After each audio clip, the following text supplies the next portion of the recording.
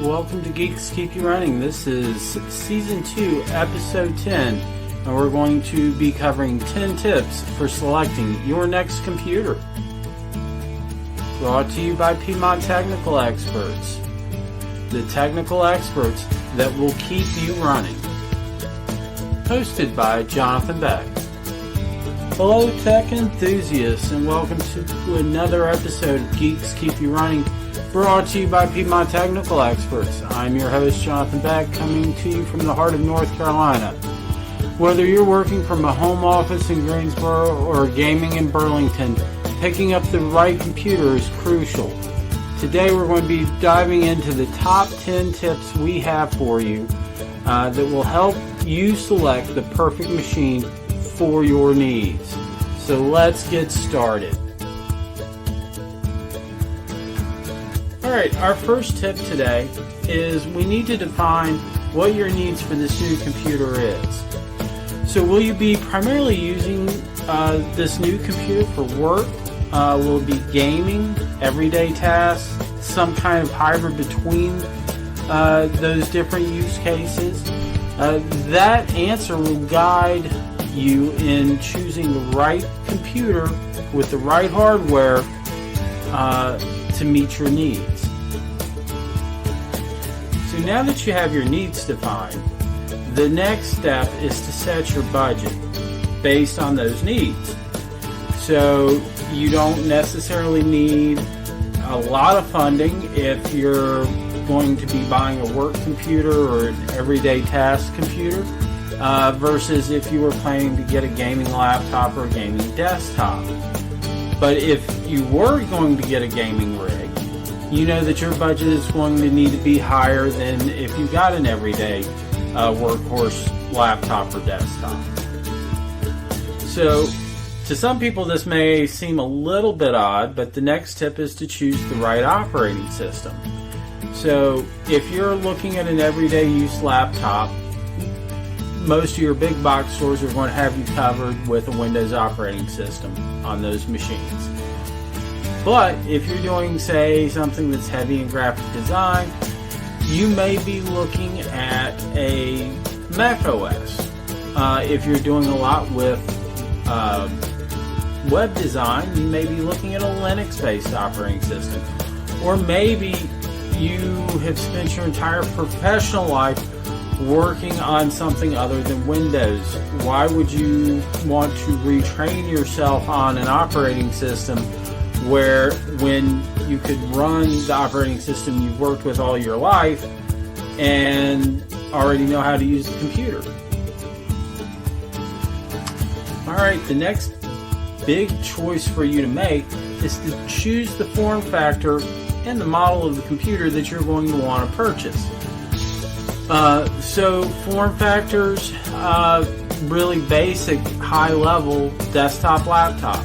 But within the desktop model, you've got microcomputers, you've got mini towers, you've got half towers, and you've got full towers. Within the laptop realm, you've got different size laptops based on whether you're traveling with the machine a lot. Maybe you want the lighter weight laptop. There's are pros and cons to each one of these form factors, from the amount of space they eat up on your desk to, if you're traveling with them, how heavy they are or how much space they take up in your bag. So when you are selecting a machine, again, going back to the very first tip, defining your needs, part of your needs is to decide, how much desk am I willing to give up for this computer? How much am I traveling with it? And that helps shape the decision for this tip on what form factor and what model computer you need to select. So this tip, choosing the right hardware specifications, is absolutely crucial. The one thing you don't want to do is buy a computer that is outdated in 6 months. Unfortunately, the way technology goes, that is not an uncommon thing that happens. So when you're looking, and we'll cover this in a later tip when we talk about life cycle, have an idea of how long you want to keep this computer. If you want to keep it 3 to 5 years, you want to size the hardware a little bit higher than you would if you only want the computer to last, say, 2 years. So, based on standards in 2024, typically I don't recommend anyone getting less than 8 gigs of RAM, and that would be for a machine that's going to last about 2 years. If you want that 3 to 5 year range usage, I recommend that people usually start out with 16 gigs of RAM. Also, a decent processor speed with a decent core count. Alright? This is another area where I see a lot of mistakes being made. When you're buying your computer, don't skimp on the storage. There are solid state drives out there that range in size from 128 gigs all the way up to about 2 to 4 terabytes now. The larger end are going to be quite expensive. The lower ends, it's going to save you some money, no questions asked. However, with the operating system and being able to use that computer efficiently, I definitely recommend that you don't get anything smaller than a 512 gig solid state drive. That is going to leave room on that SSD for you to be able to do things like update your Windows operating system if it's a Windows operating system.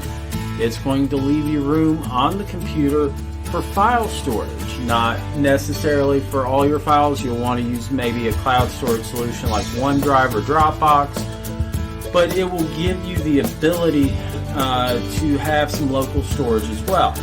Now, if you're in an area that has poor internet usage, you're going to want even more local storage, and so that's where I would say maybe a 1 or 2 terabyte drive makes a little bit more sense.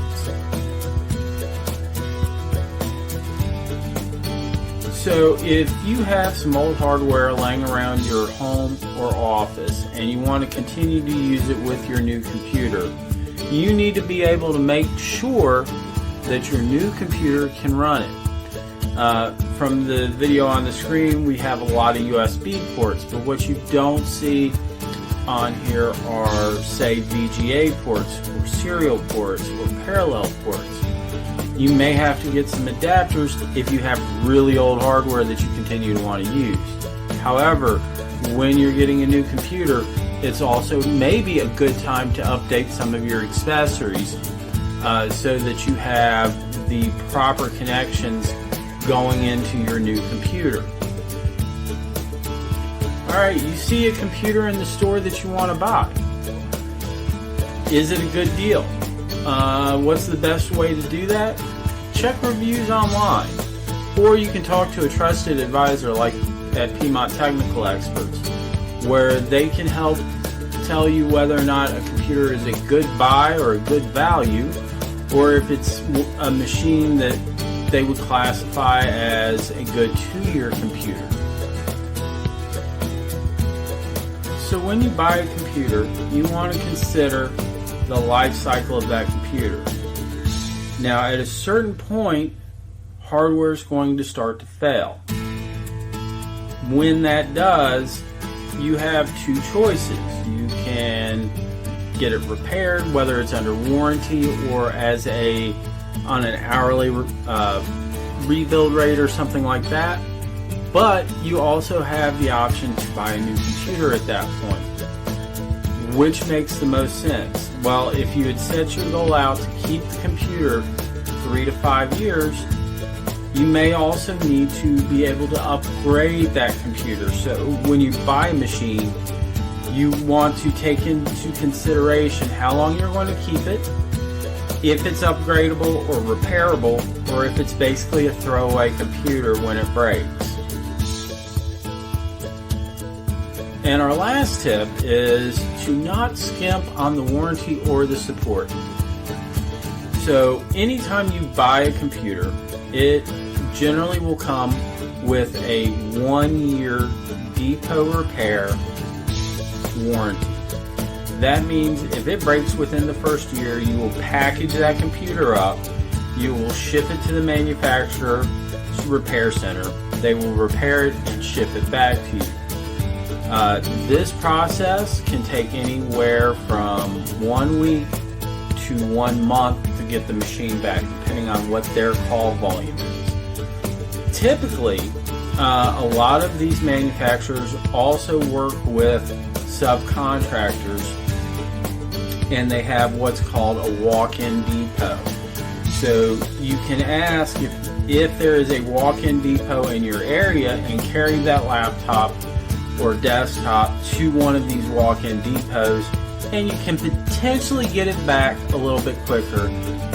The vendor will ship the part to that walk-in depot, they will install it, and then contact you when it's ready to be picked up. The other thing to consider is there are warranty upgrades that will include on-site support for next business day. They also have multi-year warranties, so you can get a warranty that is 5 years long if you're going to keep the machine for 5 years. And it will be next business day with parts and a technician all covered under one price. Why do I say go ahead and buy the warranty that equals how long you want to keep the machine? Well, when you consider the cost of repairs, most IT shops are going to charge you between, say, $75 an hour up to $150 an hour for PC maintenance and repair. Whereas if it's under warranty, it is covered by the manufacturer, so you don't have to pay a technician to repair your computer. That's before we get into the actual cost of the part. So if you have a cracked LCD screen, which can easily run $100 to $200, and then another couple $100 for the repair, you're already at $400 for a repair. Whereas a 5-year warranty maybe costs $200. So that's where I always recommend people get the warranty for the length of time that they want to keep the machine. It is cheaper to buy the warranty when you buy the computer versus buying the warranty after the fact. And those are your top 10 tips for picking the right computer. Remember, at Piedmont Technical Experts, they're there to help you make the best tech decisions.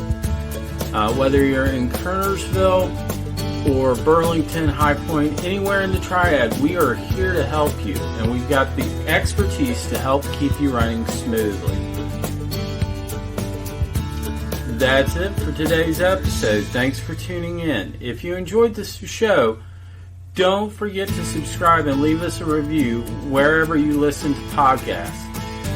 Until next time, this is Jonathan Beck, keeping your tech life easy. Have a great week, guys.